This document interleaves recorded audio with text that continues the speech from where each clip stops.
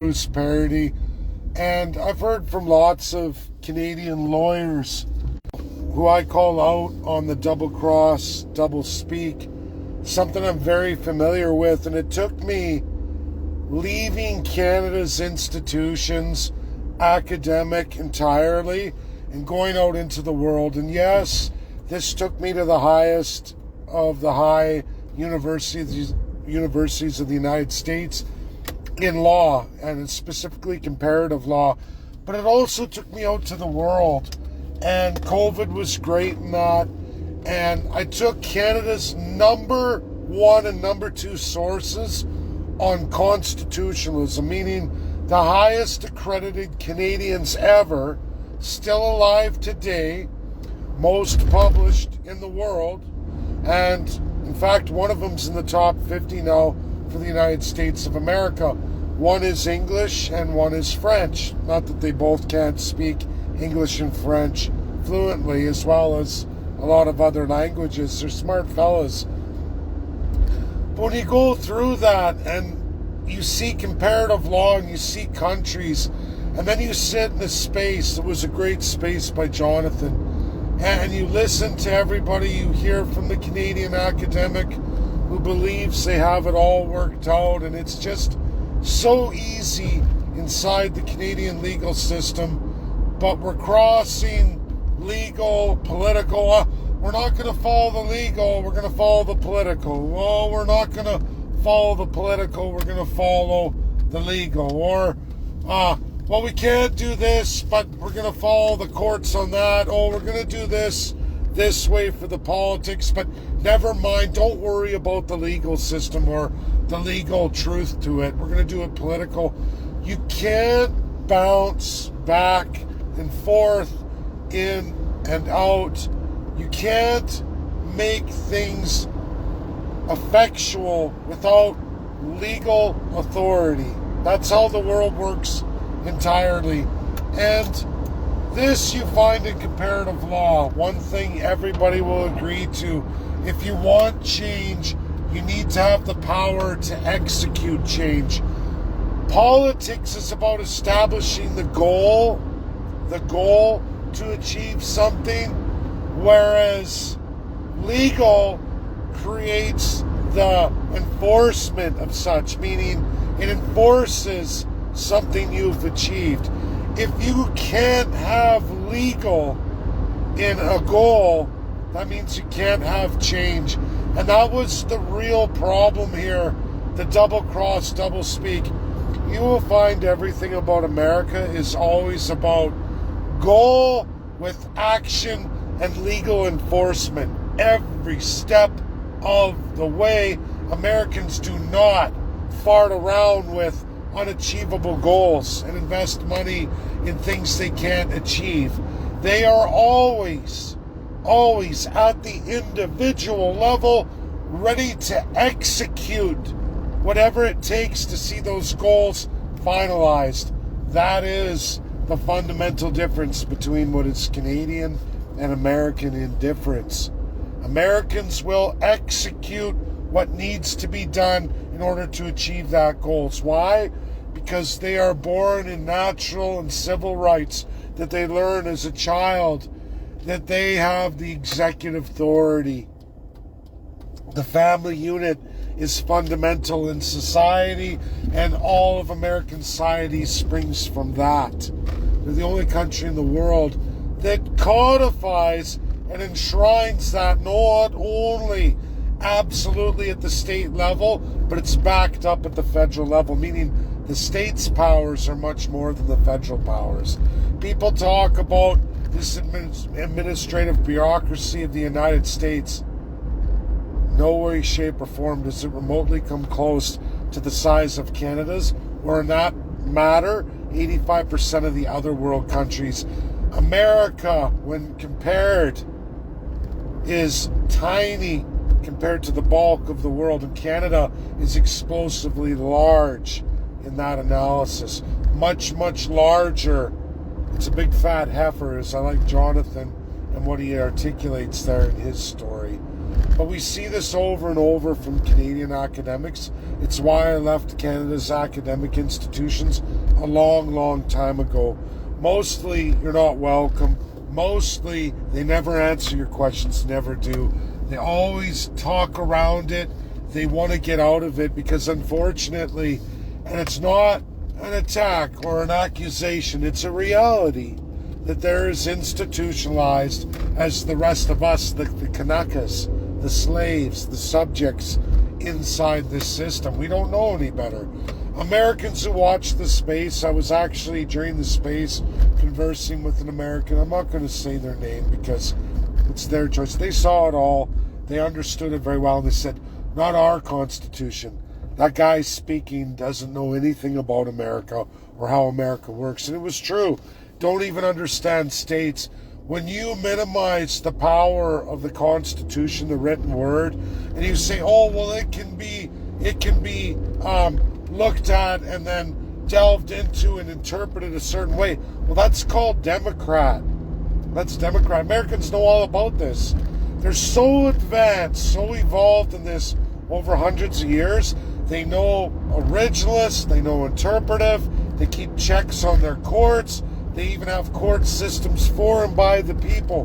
The people establish the very earliest of court stages and the judicial system in America. They also establish or are in charge of the very earliest of executive power in the United States of America. This was blown through and completely ignored by Bruce, unfortunately, because he doesn't learn it as a Canadian bar holder.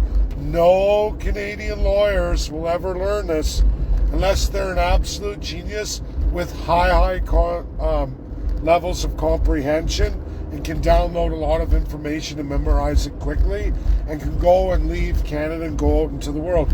And again, we have some high intellectuals who've done that. Rand Herschel, best of the best Quebec has alive today. He is still Canadian, but he's not in Canada anymore. He doesn't serve the crown. He has a special place in the United States of America. Even higher than him is Richard Albert, best of the best Canada has alive. Top ranked in the world. He too is in the United States of America. He's never going to come back. They will never let him go. Why would he? He's got a way better life there. He has way more freedom there to pursue his intellect. They're both good friends of mine. Both beautiful souls. Best of the best in Canada. We're left with throwbacks. Not so best of the best. In fact, you'll find their only publications are in Canada.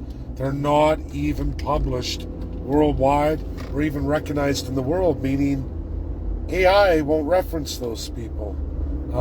Any major credible academic institutions and civil societies or democratic institutions around the world won't reference them. That's not good. That's not good if that's what you're taking as gospel, if that's what you're going forward with, if you're following things like APP, all kinds, things from the Bloc, from the PQ, from Sol, United Conservative Party, and you're believing these narratives, you're deepening, reaching into your pockets, pulling out money, and you're sending it to these folks when they have not a single legal leg to stand on worldwide. There's no example in the world of anything that they're saying to any of you that has had effectual change. In fact, it's quite the opposite, entirely opposite. And when you bring that up to them, they have no comment, no answer. It's universal. It's not just Bruce. It was Kevin. It's every single Canadian academic I've ever gone through. I've left Canada a long time ago. If I want answers, I go to the straight shooters. 99% of the time, those are African, actual independent nations who gain that, and they're experts. The United States of America and their experts, and probably a 90 percentile, but generally African states, American states, and several others from other countries in the world. There's a couple of Europeans there, not many, even former Soviets, and currently the Russian Federation. Other than that, when I want to look at federalism, independence, structures that represent where Canadians would like to go, at least they think they want to go, those are the people I go to because they actually did it legally. And there's more than 92 examples. And that's not all of them. There's many more, but they're not free and fair democratic societies. And they're actually under military dictatorships. They went from the frying pan literally to the fire. And that happens quite a bit too. And that's where I see Alberta going, or even Quebec, or anything in the Canadian narratives, when people start saying, we don't need those constitutions. That's not important. As soon as you hear those words, every American will say, that's step one. That's step one. And everything we know in our civics, that is numero uno one. You will find all those African states who are comfortably living as independent republics, we the people republics, doing pretty well considering their histories. They're doing comparatively way better than they ever did. And they say and see that too. They will say, whoa, whoa, whoa. No constitution, no highest laws, no constitutional conventions by we the people. You want to go independent without any of that in place? You say, don't worry about it. We'll get to it later. That means you really don't care about the people at all. If you're not going to get to it now, you're never going to get to it. And again, just so everybody knows, Canada has had this in place since day one. It's why USA chose to fight Spain and remove that from North America, then removing the rest of the British Dominion, British North America, from North America. And they chose Spain, not British North America, because they said, oh, look, we have something that looks just like you. Look, here it is. We're going to have just like your state constitutions. We see what you did there. Look, they're going to develop it. Well, it's been more than 150 years and no one's developed it. And everyone, to this day in Canada, every single one of them says they're your friend, they're on your side. That's not important. Yes, it's worked for the rest of the free world, those who are independent, those who actually legally gained it and are living it today. Yes, that's true for them. And yes, it's true they did have the constitutions first for and by the people. And it states, we the people. That's their universal binding thread here that got legal independence, who exist legally independent since World War II. Many of them. Many more countries than there ever was. In fact, it's 400% more than the entire world history before 1945. You don't think the Allies are busy? They've been extremely busy. 7 days a week, 24 hours a day. They've heard every story, every crackpot, every lunatic, just like Canada's bars, just like Canadians and independents. No, those things aren't important. Don't worry. We'll get to it later. Did you know that America's heard that hundreds and hundreds of times?